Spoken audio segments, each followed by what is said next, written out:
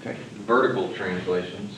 So this is just part of transforming these graphs. There's going to be vertical, horizontal, and a few other things we'll look at.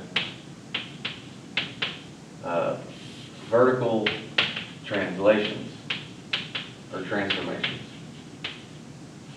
Yeah, I should say transformations.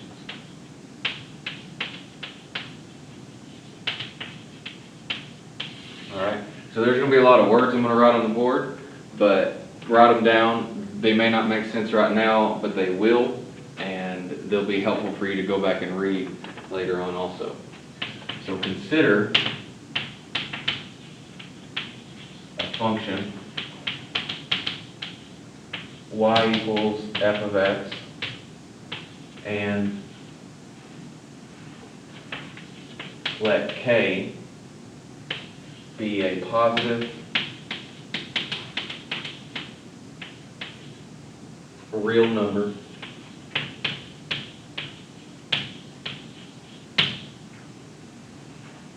all right, then we're going to have two options here, or two scenarios. All right, so the graph of y equals f of x plus k, so there's a plus k on the outside of f of x. This is going to work the way we think it should work. A plus k on the outside means it moves up k units. We're working with vertical, all right? Vertical, you look on the outside of the function like this. A plus means up and a minus is going to mean down. So vertical translations are going to be easy in that respect. When we get to horizontal, they're going to work opposite of how you think they should work. So for now, just know vertical, you read the plus k on the outside of the function, plus it works, goes up. So the graph of y equal f of x plus k is the graph of y equals f of x shifted k units up. All right? And you can guess the next part. It's going to be the same exact thing, except the minus k, and it's going to go down k units. So to save some writing on all of us, I'm going to just draw a line like this. That just means it's the same thing up here. So the graph of y equals f of x minus k is the graph of y equals f of x shifted k units down. All right, look at a couple examples of this.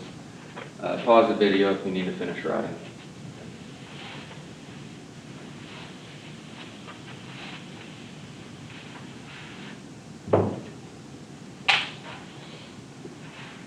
So example 1.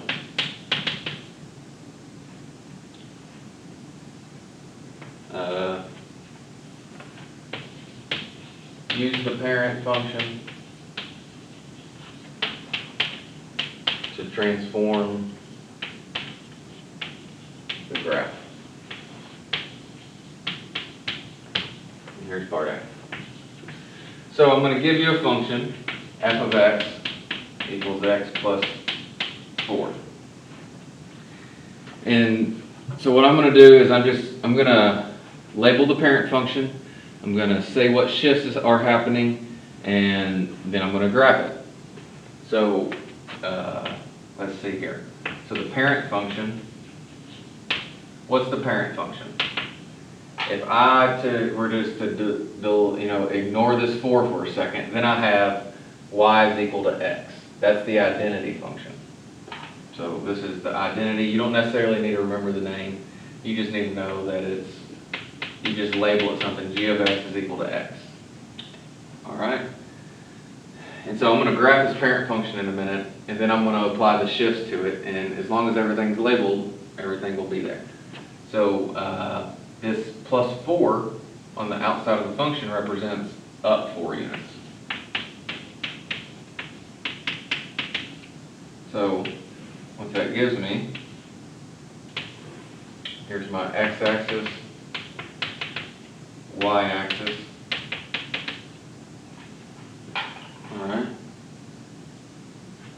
And let's graph the parent function, just the g of x. If you remember, it's 0, 0, 1, 1, 2, 2, and negative 1, 1, negative 1, and negative 2, negative 2.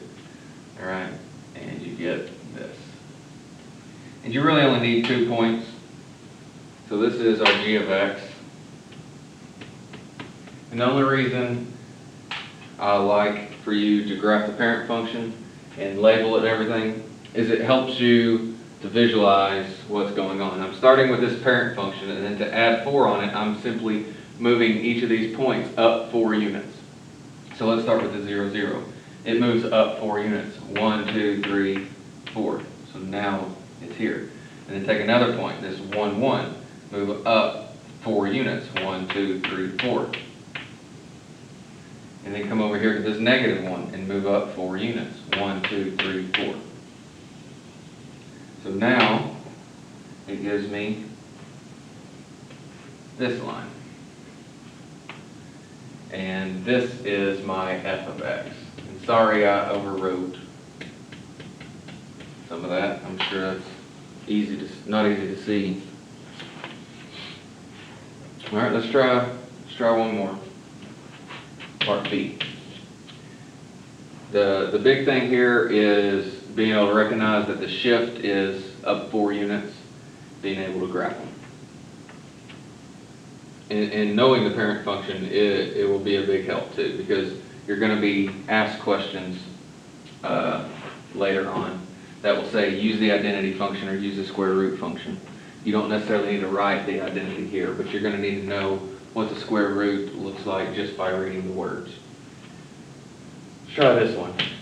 H of x equals the absolute value of x minus 2. Alright, pause it, try to do it yourself, find the parent function, write the shifts, draw the graph of the parent function, and then draw your h of x.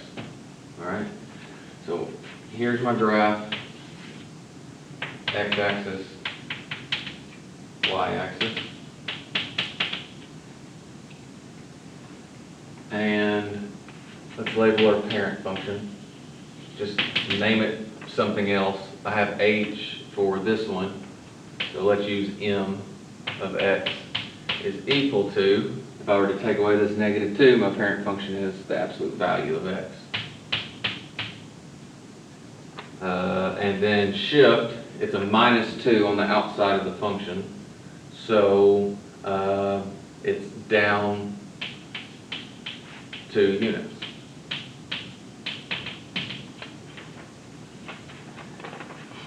All right, so we need to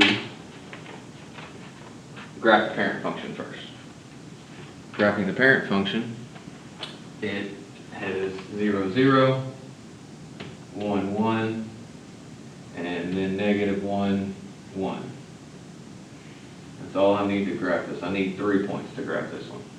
And I'll just label this as m of x. And so I'm down 2 units, so I take each point and go down 2 units. 1, 2. And then down 2 units, 1, 2. 1, 2. This is your h of x. All right,